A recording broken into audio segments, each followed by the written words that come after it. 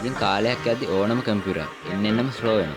ඉතින් මේ ස්ලෝ වෙන එකට හේතු සහ ඒක නැති කරගන්නේ කොහොමද කියලා මේ වීඩියෝ එකෙන් කතා කරනවා. ඉතින් channel එක subscribe කරන්න. වැඩි කතා නැතුව යමු අපි වීඩියෝ එකට. ඉතින් ඔයා කම්පියුටරේ ඔන්න ගොඩක් වෙලා යනවා. මේකට හේතුව තමයි ඔයා කම්පියුටරේ ඔන්න එද්දිම ඒත් එක්කම රන් වෙන apps. ඉතින් මේවට කියනවා startup apps කියලා. ඉතින් ඔයා ගොඩක් වෙලාවට දැකලා ඇති. ඔයා කම්පියුටරේ Microsoft Teams වගේ install කරලා තියෙනවනම් ඔයා කම්පියුටරේ on කරපු ගමන් ඒ apps auto open වෙනවා. ඉතින් මේ දේ නැති කරගන්න නම් ඔයාට තියෙන්නේ settings වලට ගිහිල්ලා එතන තියෙනවා apps කියලා එකක්. ඉතින් ඒකට ගියාට පස්සේ මෙතන පහලින් බලා ගන්න පුළුවන් startup කියලා එකක්. ඉතින් ඒකට ගිහිල්ලා ඔයාට මේ apps on off කරගන්න පුළුවන්. ඉතින් ඔයා කම්පියුටර් slow වෙන්න ඊළඟ හේතුව තමයි ඔයාගේ local disk C එක. එහෙම නැත්නම් ඔයා Windows OS එක install කරලා තියෙන C drive එක. ඉතින් මේකේ space එක අඩු වුණාම ඔයා කම්පියුටර් slow වෙන්න හුඟක්ම බලපානවා. ඉතින් ඔයා දන්නවා ඇති ඔයා ඉන්ටර්නෙට් එකෙන් ඩවුන්ලෝඩ් කරන දේවල් තේරම ඩවුන්ලෝඩ් වෙන්නේ මෙන්න මේ C drive එකට. ඉතින් ඔයාට මේකට කරන්න තියෙන්නේ ඔයා පාවිච්චි කරන වෙබ් බ්‍රවුසරේ ඩවුන්ලෝඩ් ලොකේෂන් එක හැටියට වෙනස් drive එකක් ලබා දෙන එක.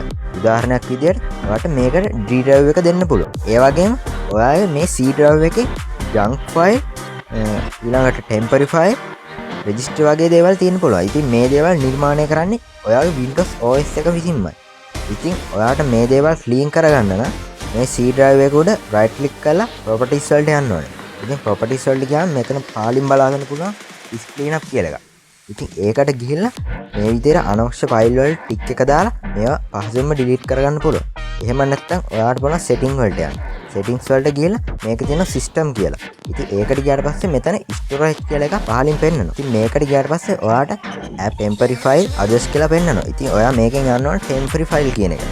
ඉතින් ඒකට ගියාට පස්සේ මෙතන තියෙන අනවශ්‍ය ෆයිල් පෙන්නනවා. ඔයාට මේවා පහසුවෙන් ක්ලීන් කරගන්න පුළුවන්. ඉතින් ඔයාගේ කම්පියුටරේ තියෙන රෙජිස්ටර් එක වගේ ක්ලීන් කරගන්න නම් CC cleaner වගේ software එකක් භාවිතා කරන්න පුළුවන්. ඉතින් මේකේ download links මම පල්ලෙහා description එකේ දාලා තියෙනවා.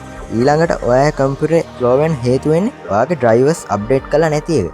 ඉතින් ඔයාට මෙන්න මේ විදිහට driver booster වගේ app එකක් පාවිච්චි කරලා පහසුවෙන්ම ඔයාගේ drivers update කරගැනීමේ හැකියාවක් තියෙනවා. ඉතින් මේකේ downloads link එකම මම පල්ලෙහා description එකේ දාලා තියෙනවා. ඔයාට ගිහිල්ලා මේවා download කරගන්න පුළුවන්.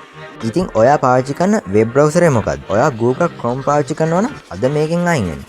මොකද ගොඩක් අය Google Chrome පාවිච්චි කරන්නේ ඒ web browser speed නිසා. ඉතින් ඒක speed වෙන හේතුව තමයි ඔයාගේ කම්පියුටර් RAM එක ගොඩක්ම use කරන එක. ඉතින් මේ දේ නිසා ඔයාගේ කම්පියුටර් slow වෙන්න මේ දේ හුඟක්ම බලපානවා. ඉතින් ඔයාට පුළුවන් Google Chrome වෙනුවට Opera Mini, Mozilla Firefox නැත්නම් Windows වලම තියෙන Microsoft Edge වගේ browser පාවිච්චි කරන්න. ඉතින් ඔයාගේ කම්පියුටර් slow වෙන්න තවත් කාරණයක් තමයි defragmentation කියන එක. ඉතින් ඔයා මේක ගැන දන්නේ නැත්නම් අනිවාර්යෙන් පල්ලෙහාන් කමෙන්ට් එකක් දාන්න. මේ ගැනත් මම ඉස්සරහදී වීඩියෝ එකකින් අරන් එන්න. ඉතින් මේ වීඩියෝ එක ගොඩක් දිග වෙන නිසා තමයි ගොඩක්ම කෙටියෙන් මේ වීඩියෝ එක ගෙනාවා. ඉතින් ඔයා කරගන්න ඕනේ ඔයාගේ C drive එක උඩ right click කරලා ආයෙම properties වලට යන්න ඕනේ. properties වලට ගියාම ඔයාට උඩම බලා ගන්න පුළුවන් tools කියලා එකක්. මේ tools කියන එකට ගියාම ඔයාට මේ විදිහට යටම තියෙන optimize කියලා එකක්. ඉතින් ඒකට යන්න ඕනේ. ඒකට ගියාට පස්සේ ඔයාගේ දැනට කම්පියුටරේ තියෙන partition ටික මේ විදිහට පෙන්නනවා. ඉතින් ඔයාත් Windows OS එක install කරලා තියෙන C drive එක මෙතන පුළුවන් පෙන්වන්න පුළුවන් fragmented කියලා 100ට ගානක්. ඉතින් මේ විදිහට 100ට ගානක් පෙන්නනවා නම් ඔයා අනිවාර්යයෙන්ම මෙතන තියෙන analyze කියන එක ක්ලික් කරලා ඊට පස්සේ මෙතන එහා පැත්තේ තියෙන optimize කියන එක ක්ලික් කරාම මේ process එක ඉවර වෙන්න පැය භාගයක් වෙන්න පුළුවන්, පැය දෙකක් වෙන්න පුළුවන්. මෙන්න මේ වගේ කාලයක් යනවා. ඉතින් ඊළඟ දේ තමයි ඔයා කම්පියුටරේට install කරලා තියෙන software application. ඔයා සමහර විට දන්නේම නැතුව ඔයා කම්පියුටරේට ඊට software application autom install වෙනවා. ඉතින් උදාහරණයක් විදිහට ඔයා virus guard එකක් වගේ install කරද්දී ඒත් එක්කම Google Chrome වගේ software එකක් autom install වෙනවා. ඔයා නොදැනුවත්වම කම්පියුටරේට මොකක් හරි software එකක් install වෙලා තියෙනවනේ ඔයාට පුළුවන් control panel වලට ගිහිල්ලා මෙතන තියෙනවා program and features කියලා. ඉතින් ඒකට ගිහිල්ලා ඔයා දන්නේ නැති software එකක් install වෙලා තියෙනවා නම් ඔයාට මේක පහසුවෙන්ම uninstall කරගැනීම හැකියාවක් තියෙනවා. ඊළඟ දේ තමයි ඔයාගේ computer system requirement වලට ගැලපෙන්නේ නැති software install කරගන්න. උදාහරණයක් විදිහට ගොඩම පරණ computer ගන්න. ඒකට ඔයා Photoshop වගේ software එකක් install කරගත්තයි කියලා හිතන්න. ඉතින් මේක install කරගත්තාම අනිවාර්යයෙන්ම ඔයාගේ computer එක slow වෙනවා. ඉතින් ඔයාට පුළුවන් මේකෙන් වෙන වැඩේ කරගන්න වෙනස් software එකක් පාවිච්චි කරන්න.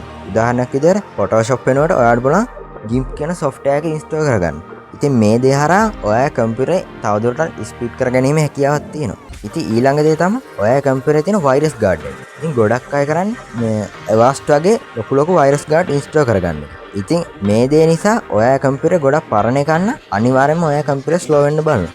ඉතින් ඔයා දන්න ඇති Windows 10 වල තියෙන Windows Defender කියලා වෛරස් ගාඩ් එකක්. ඉතින් මම නම් හිතන්නේ මේ වෛරස් ගාඩ් එක හොඳටම ප්‍රමාණවත්.